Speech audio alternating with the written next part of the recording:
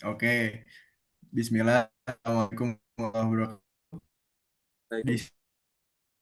juga ingin memakan apa yang sudah kami diskusikan mengenai implementasi machine learning yang dimana kami dapat bagian unsupervised learning. Pertama ada anggota kelompok kami yaitu ada Ratih Hotimatus, ada Nova Zaki, ada saya sendiri, dan ada Navarro Vargas. Lanjut, yuk akan disampaikan oleh teman saya. Oke, langsung saja.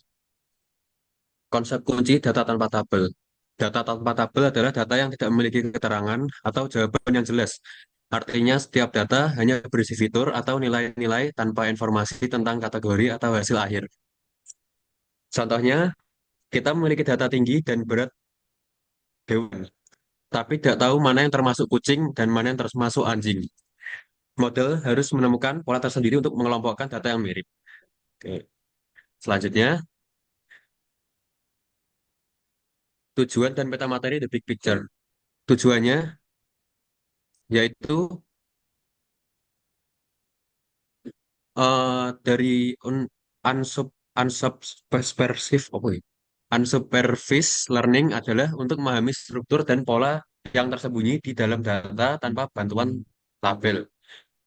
Terdapat tiga tujuan besar yang menjadi fokus utama dalam pembelajaran ini, yaitu yang pertama, menemukan struktur atau pola dalam data struktur discovery. Yang kedua, menyederhanakan data agar lebih mudah dipahami dan diolah atau data simplification. Yang terakhir, menemukan data yang tidak biasa atau menyimpang dari pola umum atau anomaly detection. Lalu peta materi. Selain memahami tujuannya, kita juga perlu mengetahui peta materi atau jenis utama dari unsupervised learning yang akan dibahas, yaitu yang pertama ada clustering, yaitu pengelompokan, di mana kita mengelompokkan data yang memiliki kemiripan. Lalu yang kedua ada association rules atau aturan asosiasi, yaitu menemukan hubungan atau pola keterkaitan antar item. Dan yang terakhir ada dimensionality reduction atau reduksi dimensi, yaitu mengurangi jumlah fitur tanpa kehilangan informasi yang penting. Selanjutnya, clustering atau pengelompokan. Definisi clustering adalah proses fundamental dalam reset match learning. Tujuan untuk menemukan pola tersembunyi dengan mengelompokkan dua data. Intinya, kita mengelompokkan data yang mirip ke dalam satu grup. Tujuan kunci, satu, big intercluster atau intercluster tinggi.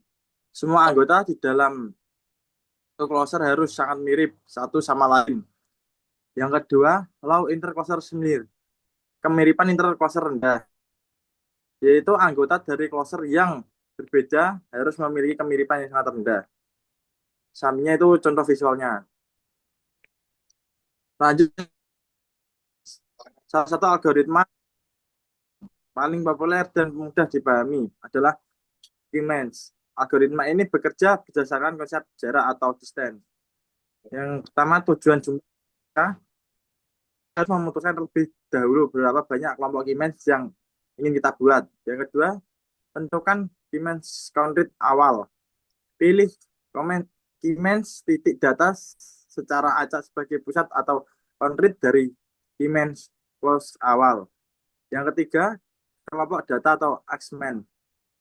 Setiap titik data, dataset akan ditetapkan ke count yang terdekat dengan membentukkan cluster awal.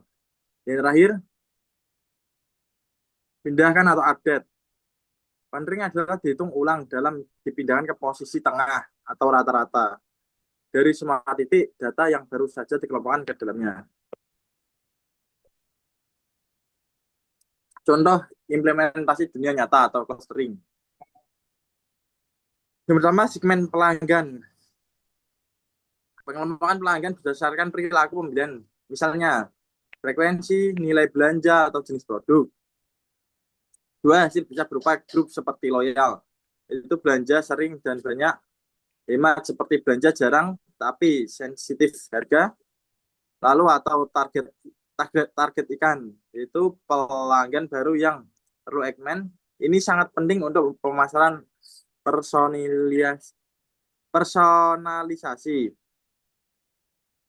image statement atau gambar. Dalam pengolahan gambar, mastering dapat memisahkan piksel-piksel berdasarkan warna atau teksturnya. Contoh medis memisahkan yaitu secara otomatis objek tumor dari jaringan sehat pada gambar hasil pemindahan seperti MRI. Social network analysis yaitu menganalisis jaringan pertemanan atau koneksi, misalnya di Twitter, Facebook, atau game. Tujuan adalah untuk menemukan komunitas atau geng orang yang berinteraksi lebih sering atau sama lain daripada dengan pihak luar. Selanjutnya ada association rules. Metode ini tuh digunakan menemukan hubungan atau pola tersembunyi antar item dalam dataset besar yang tidak memiliki label. Konsep ini juga disebut market basket analysis, yaitu analisis data transaksi untuk melihat barang apa yang sering dibeli bersamaan. Dalam teori association rules ada beberapa istilah penting, yaitu support, confidence, dan live. Contoh implementasinya yang pertama, jika pelanggan membeli roti, maka 90% kemungkinan mereka juga membeli susu. Dari analisis ini, toko bisa menempatkan roti dan susu berdekatan supaya penjualan meningkat. Yang kedua, digunakan di e-commerce untuk menampilkan rekomendasi produk yang sering dibeli bersama. Jadi, association rules membantu kita menemukan pola tersembunyi dalam data tanpa perlu label atau kategori yang sudah diketahui sebelumnya. Next. Selanjutnya, dimensionality reduction. Metode ini digunakan untuk mengurangi jumlah fitur atau kolom data tanpa menghilangkan informasi penting. Tujuannya adalah untuk mengatasi apa yang disebut cost of dimensionality, yaitu ketika data memiliki terlalu banyak fitur sehingga sulit dianalisis. Dengan reduksi dimensi, data jadi lebih sederhana, proses komputasi lebih cepat, dan hasil analisis lebih baik dan mudah divisualisasikan. Salah satu metode yang paling sering digunakan adalah PCA atau Principal Component Analysis. PCA ini mencari kombinasi fitur yang paling mewakili data utama. Contoh implementasinya yang pertama, visualisasi data.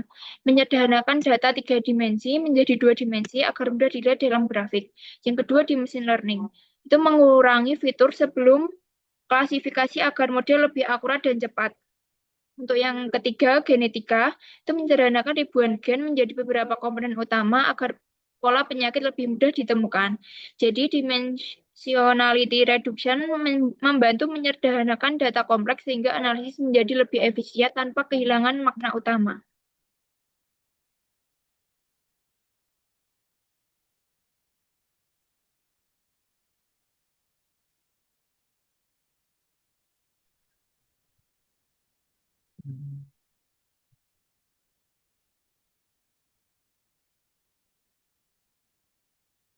Selanjutnya yaitu demo praktik kompresi gambar dengan K-means. Studi kasus yang kita ambil menggunakan clustering untuk studi kasus yang unik, yaitu kompresi gambar. Konsepnya, sebuah gambar digital terdiri dari ribuan hingga jutaan piksel. Contoh, di mana setiap piksel adalah satu titik data dengan 3 fitur, red, green, blue. Tujuan kita akan mendapatkan K-means untuk mengelompokkan jutaan kemungkinan warna ini menjadi K-warna. Misalnya warna utama atau warna yang sering muncul itu 16 warna yang paling dominan atau mewakili. Hasil akhirnya gambar baru akan terlihat mirip, namun filenya jauh lebih kecil karena hanya menggunakan 16 warna yang mewakili. Di sini kami menggunakan tools Colab sih ini, Colab. Ini di sini ada gambar asli ya. Di sini belum dikompres. Nah, di sini terlihat perbedaan warnanya di mana gambar-gambar ini tuh 16 gambar yang warna yang mewakili dari gambar tersebut. Terlihat sepertinya ada guys. Maka hasilnya gambar yang di kiri menggunakan jutaan kombinasi warna unik. Misalkan di gambar tersebut memakai 24 bit color. Gambar kompresi yang di kanan berhasil menemukan 16 pusat warna sentroid yang paling mewakili. Setiap piksel di gambar asli dipaksa memilih warna dari 16 grup tersebut. Poin utamanya, K-means unsupervised learning berhasil menemukan pola warna dominan tanpa kita beritahu sebelumnya. Ini adalah bukti bahwa clustering bisa menggunakan untuk reduksi data. Kita mereduksi palet warna dari jutaan hanya menjadi 16 warna yang mewakili. Dampaknya, ukuran file gambar menjadi jauh lebih kecil, tapi kualitas visualnya tetap terjaga dengan baik. Jadi mungkin itu dari kelompok kami yang bisa kami sampaikan. Apabila ada kekurangan, kami mohon maaf. Apabila ada ilmu yang bisa diambil, maka ambil. Terima kasih. Itu dari kelompok kami. Wassalamualaikum warahmatullahi wabarakatuh.